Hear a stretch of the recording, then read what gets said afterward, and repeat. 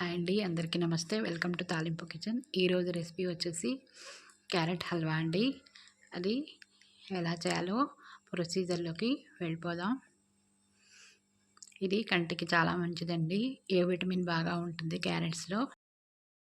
Carrot halwa చేసుకోవడానికి ముందుగా అరకిలో సుమారు క్యారెట్లను శుభ్రంగా కడుక్కొని పైన తొక్క తీసుకుని ఇలా శుభ్రంగా తుడుచుకొని ఉంచుకోవాలి. ఇప్పుడు వీటిని కోరుకుందాము. పెద్ద రంధ్రాలు ఉన్న వైపు కోరుకోవాలండి. ఇలాగే మిగిలిన క్యారెట్స్ అన్నీ కూడా తురుముకొని పెట్టుకోవాలి.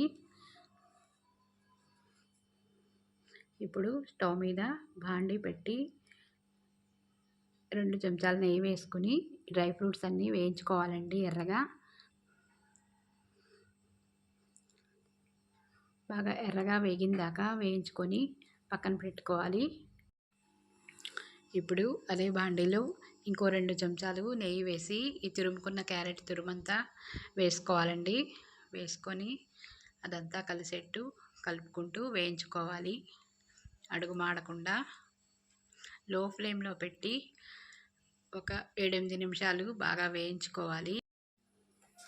కొంచెం మగ్గింది అనుకున్న తర్వాత ఒక చిన్న గ్లాసుడు పాలు కొద్దిగా పోసి కలుపుకోవాలి. అదంతా కలిసేట్టు తర్వాత మిగిలిన గ్లాసుడు పాలన్నీ కూడా వేసేసుకోవాలి.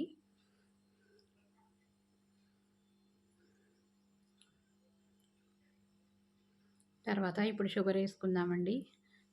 ఒక చిప్పగంటతో గంటెడు పంచదార, తర్వాత మళ్ళీ అరగంటెడు వేసానండి. అంటే గంటన్నర వేసాను పూర్తిగా పంచదార. ఇప్పుడు అదంతా కరుగుతుంది. ఇలాచీ పొడి వేసాను. ఇప్పుడు ఆ పంచదార కరుగుతూ ఈ పాలల్లో ఉడుకుతుందండి. ఉడకనివ్వాలి. బాగా లో ఫ్లేమ్లో పెట్టుకొని మంచిగా 7-8 నిమిషాలు బాగా ఉడకనివ్వాలి. తర్వాత అందులో మళ్ళీ ఒక చెంచా నెయ్యి వేసుకొని అదంతా కలియబెట్టుకోవాలి. బాగా ఉడికిన తర్వాత మంచిగా ముందుగా వేయించి పెట్టుకున్న డ్రై ఫ్రూట్స్ వేసి కలుపుకోవాలి. ఒక 2 నిమిషాలు బాగా కలియబెట్టాలి. తర్వాత అదంతా మంచిగా వేగి పచ్చివాసన అంతా పోయి సువాసన వస్తూ ఉంటుందండి. ఇలా దగ్గర పడిన తర్వాత స్టవ్ ఆఫ్ చేసుకోవాలి. అంతేనండి క్యారెట్ హల్వా. ఈ వీడియో కనుక నచ్చినట్లయితే సబ్స్క్రైబ్ చేయండి, లైక్ చేయండి, షేర్ చేయండి. స్కిప్ చేయకుండా చూడండి.